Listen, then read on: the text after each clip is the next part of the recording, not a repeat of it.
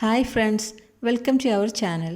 നിങ്ങൾ ഈ ചാനൽ ആദ്യമായിട്ടാണ് കാണുന്നതെങ്കിൽ ലൈക്ക് ചെയ്യാനും ഷെയർ ചെയ്യാനും സബ്സ്ക്രൈബ് ചെയ്യാനും മറക്കരുത്. അപ്പോൾ ഇന്ന് ഞാൻ ഉണ്ടാക്കാൻ പോകുന്നത് ഇപ്പോൾ ട്രെൻഡായിക്കൊണ്ടിരിക്കുന്ന ബൺ പൊറോട്ടയാണ്. അപ്പോൾ ഇത് ബൺ പൊറോട്ട എന്നും മധുരൈ പൊറോട്ട എന്നൊക്കെ അറിയപ്പെടുന്ന ഈ പൊറോട്ട ഇപ്പോൾ ട്രെൻഡായിക്കൊണ്ടിരിക്കുന്നുണ്ട്. അപ്പോൾ അത് എങ്ങനെയാണ് നമുക്ക് വീട്ടിൽ ഉണ്ടാക്കാമെന്ന് നമുക്ക് നോക്കാം. അതിന് വേണ്ട സാധനങ്ങൾ എന്തൊക്കെയാണെന്ന് നോക്കാം. അപ്പോൾ ബൺ പൊറോട്ട റെഡിയാക്കാൻ വേണ്ടിയിട്ട് ഞാൻ 3 കപ്പ് മൈദയാണ് എടുത്തിട്ടുള്ളത്. 3 കപ്പ് മൈദ കുഴച്ചെടുക്കാൻ നമുക്ക് എന്തൊക്കെയാണ് വേണ്ടതെന്ന് നോക്കാം. ഇപ്പോൾ ഒരു പാത്രത്തിലേക്ക് നമ്മൾ ഒരു മുട്ട പൊട്ടിച്ചൊഴിക്കുക.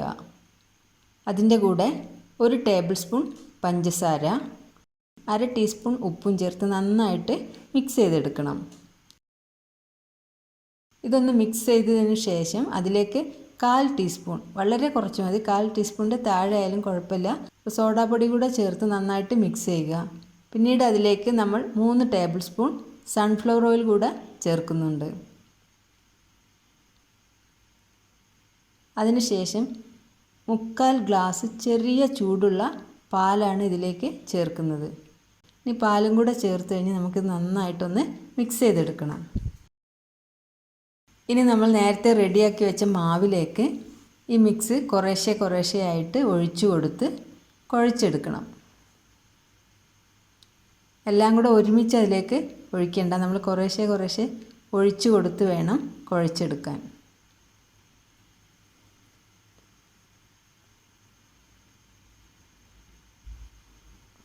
മൈദ നന്നായിട്ട് കുഴച്ചെടുക്കുക. ഇതുപോലെ കുഴച്ചതിന് ശേഷം നമ്മളത് നല്ല മയം വരാൻ വേണ്ടിയിട്ട് കൗണ്ടർ ടോപ്പിലിട്ട്, നല്ല വൃത്തിയാക്കിയ കൗണ്ടർ ടോപ്പിലിട്ട് നന്നായിട്ട് കുഴച്ചെടുക്കണം. ഒരു 15-20 മിനിറ്റോളം നമ്മൾ ഇതുപോലെ കുഴച്ചെടുത്തെങ്കിൽ മാത്രമേ നമുക്ക് ആ മാവ് നല്ല മയമുണ്ടാവുകയുള്ളൂ. ഇപ്പോൾ ഏകദേശം അത് നന്നായി സോഫ്റ്റായി വന്നിട്ടുണ്ട്. ഇനി നമ്മളതൊരു പാത്രത്തിലേക്ക് വെച്ച് അതിന് മുകളിൽ കുറച്ച് എണ്ണ പുരട്ടി കൊടുക്കുക. എന്നിട്ടൊരു നനഞ്ഞ തുണി കൊണ്ടത് മൂടി ഒന്ന് റെസ്റ്റ് ചെയ്യാൻ വെക്കണം. 2-3 മണിക്കൂറെങ്കിലും നമ്മൾ കുറഞ്ഞത് അത് റെസ്റ്റ് ചെയ്യാൻ വെക്കണം. അതിൽ കൂടുതൽ എത്രയായാലും കുഴപ്പമില്ല, എന്നാലേ ആ മാവ് നല്ല സോഫ്റ്റായി വരികയുള്ളൂ. ഇപ്പോൾ ഏകദേശം 3 മണിക്കൂർ കഴിഞ്ഞിട്ടുണ്ട്.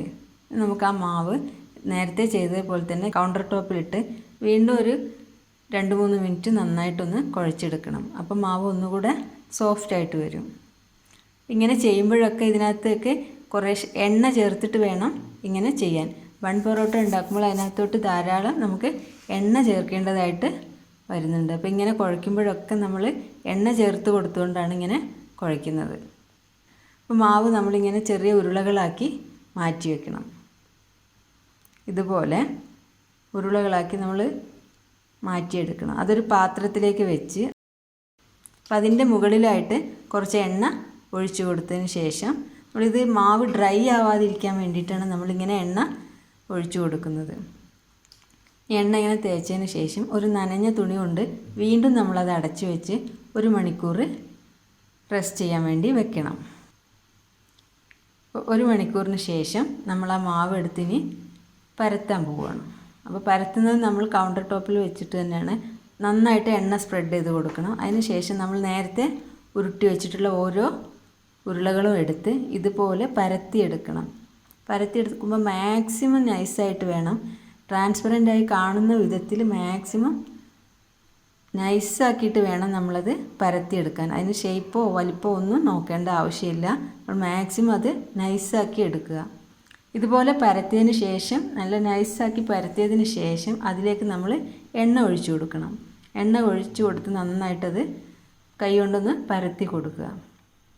അതിനുശേഷം 2 സൈഡിൽ നിന്നും അതിൻ്റെ സെൻറ്ററിലോട്ട് ഇതുപോലെ മടക്കിയെടുക്കണം. അവിടെയും നമ്മൾ വീണ്ടും എണ്ണ ഒഴിച്ചു കൊടുത്ത് തടവി കൊടുക്കണം. പിന്നെ നമ്മൾ അടിയിൽ നിന്ന് ഇതുപോലെ മുകളിലോട്ട് ഇങ്ങനെ മടക്കി വന്ന് ലാസ്റ്റ് ആ മുകളിൽ നിന്ന് താഴോട്ട് മടക്കി ഇതുപോലെ നമുക്ക് എടുക്കണം. അപ്പോൾ നമ്മുടെ ബൺ പൊറോട്ടയ്ക്കുള്ള മാവ് ഇവിടെ റെഡി ആയിട്ടുണ്ട്. ഇതുപോലെ നമുക്ക് ബാക്കി ഉരുളകളെല്ലാം ഇങ്ങനെ പരത്തിയെടുക്കാം. അത് മാക്സിമം നൈസായിട്ട് കിട്ടാൻ നോക്കിയാൽ മതി, അതിൻ്റെ ഷേപ്പൊന്നും നോക്കേണ്ട ആവശ്യമില്ല. അപ്പോൾ നമുക്ക് ഇതുപോലെ എല്ലാ മാവുകളും ചുറ്റിയെടുക്കാം. അപ്പോൾ ഇതുപോലെയാണ് നമ്മൾ ബൺ പൊറോട്ടയ്ക്കുള്ള ഉരുളകൾ റെഡിയാക്കി വെക്കുന്നത്. ഇപ്പോൾ ഇത് റെഡിയായി. ഇനി നമുക്ക് പരത്തേണ്ട ആവശ്യമില്ല. നമ്മൾ ഇതുപോലെ തന്നെ നമ്മളത് പൊറോട്ട ഉണ്ടാക്കിയെടുക്കുകയാണ് ചെയ്യുന്നത്. ഇനി ഒരു പാത്രം അടുപ്പത്ത് വെച്ച് അതിലേക്ക് കുറച്ച് എണ്ണ ഒഴിക്കുക. കൂടുതൽ എണ്ണ ഉപയോഗിച്ചാണ് നമ്മൾ ഈ പൊറോട്ട റെഡിയാക്കുന്നത്. ഇത് ഞാൻ അല്പം കൂടുതൽ എണ്ണ ഒഴിച്ചിട്ടുണ്ട്. ഈ സമയത്ത് നമ്മൾ തീ ശ്രദ്ധിക്കണം. കാരണം തീ കൂടിപ്പോയാൽ അത് പെട്ടെന്ന് കരിഞ്ഞു പോകാനുള്ള സാധ്യതയുണ്ട്. അതുകൊണ്ട് തീ കുറച്ച് വെച്ചിട്ട് വേണം. തീരെ കുറച്ച് വെക്കേണ്ട, ഒരു മീഡിയം ഫ്ലെയിമിലിട്ട് അത് ഇടയ്ക്കിടയ്ക്ക് തിരിച്ചു മറിച്ചിട്ട് കൊടുത്തിട്ട് വേണം ചെയ്യാൻ. അല്ലെങ്കിൽ ഇത് പെട്ടെന്ന് കരിഞ്ഞു പോകാനുള്ള സാധ്യതയുണ്ട്. പിന്നെ ഇടയ്ക്കിടയ്ക്കൊന്ന് പ്രസ് ചെയ്ത് കൊടുക്കണം. ഇത് ഉള്ളു വേവാൻ വേണ്ടിയിട്ട് കുറച്ച് സമയം എടുക്കും. തീ കൂട്ടി വെച്ച് കഴിഞ്ഞാൽ നമ്മൾ രണ്ട് സൈഡും പെട്ടെന്ന് മൊരിഞ്ഞു പോവുകയും ഉള്ളു വേവാതിരിക്കുകയും ചെയ്യും. അപ്പോൾ അതൊന്ന് ശ്രദ്ധിച്ചിട്ട് ചെറിയ തീയിലിട്ട് നമ്മളിത് കുറച്ച് സമയം എടുത്ത് വേണം അത് വേവിച്ചെടുക്കാൻ. അല്ലെങ്കിൽ അതിൻ്റെ ഉള്ളിൽ വേവാൻ ബുദ്ധിമുട്ടായിരിക്കും.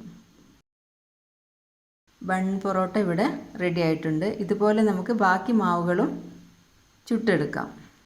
നമ്മളതിൻ്റെ കൂടെ തന്നെ നിന്ന് ഇടയ്ക്കിടയ്ക്ക് തിരിച്ചും മറിച്ചും ഇട്ട് കൊടുക്കണം. അല്ലെങ്കിൽ അത് ഉള്ളു വേവാതെ രണ്ട് സൈഡ് കരിഞ്ഞ് പോകും. അപ്പോൾ അതൊന്ന് ശ്രദ്ധിക്കണം. അങ്ങനെ നമ്മുടെ പൊറോട്ടകളെല്ലാം ഇവിടെ റെഡി ആയിട്ടുണ്ട്. അതിനെല്ലാം കൂടെ അടുക്കി വെച്ച് നമുക്കിതുപോലെ പൊറോട്ട അടിക്കുന്നത് പോലെ തന്നെ ഒന്ന് അടിച്ചു കൊടുക്കാം. വേണ്ട, ഉള്ളിൽ നല്ല ലെയറായിട്ട് വന്നിട്ടുണ്ട്, നല്ല സോഫ്റ്റായിട്ട് വന്നിട്ടുണ്ട്, പുറത്ത് അത്യാവശ്യം മൊരിഞ്ഞിട്ടും ഉണ്ട്. അപ്പോൾ നമ്മുടെ ബൺ പൊറോട്ട ഇവിടെ റെഡി ആയിട്ടുണ്ട്. അപ്പോൾ ഇത് നമ്മൾക്ക് നമ്മുടെ കേരള സ്റ്റൈലിലുള്ള പൊറോട്ടയും ബീഫും പോലെ തന്നെ ബീഫ് റോസ്റ്റിൻ്റെ കൂടെ കഴിക്കാൻ നല്ല അടിപൊളി ടേസ്റ്റാണിത്. അപ്പോൾ എല്ലാവരും ഇത് ട്രൈ ചെയ്ത് നോക്കുക. ഇഷ്ടപ്പെട്ടാൽ ലൈക്ക് ചെയ്യാനും ഷെയർ ചെയ്യാനും സബ്സ്ക്രൈബ് ചെയ്യാനും മറക്കരുത്.